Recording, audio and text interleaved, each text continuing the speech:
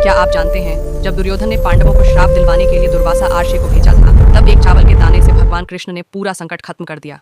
महाभारत के समय की बात है। जब पांडव वनवास में थे, तब दुर्योधन उनके प्रति बहुत ईर्ष्या रखता था। वह हमेशा सोचता रहता था कि किसी तरह पांडवों को संकट में डाल दिया जाए।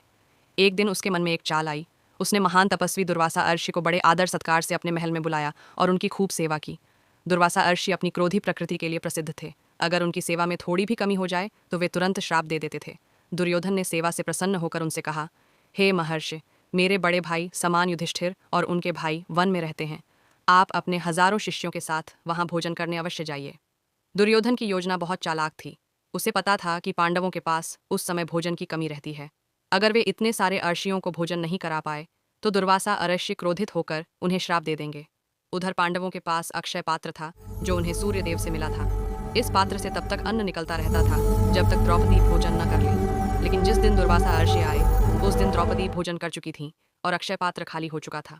तभी अचानक दुर्वासा अर्षि अपने हजारों शिष्यों के साथ पांडवों के आश्रम पहुंचे और बोले, हम नदी में स्नान करके आते हैं, तब तक हमारे लिए भोजन तैयार रखना। ये सुनकर पांडव बहुत चिंतित हो गए। द्रौपदी के पास अब कुछ भी नहीं था।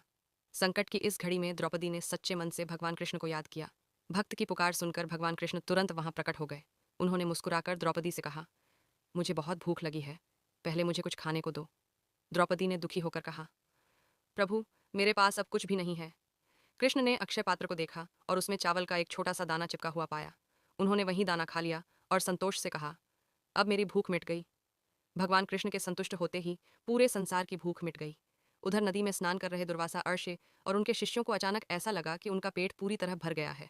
उन्हें लगा कि अगर वे आश्रम में गए तो पांडव उनसे भोजन करने को कहेंगे और वे खा नहीं पाएंगे, जिससे उनका अपमान होगा।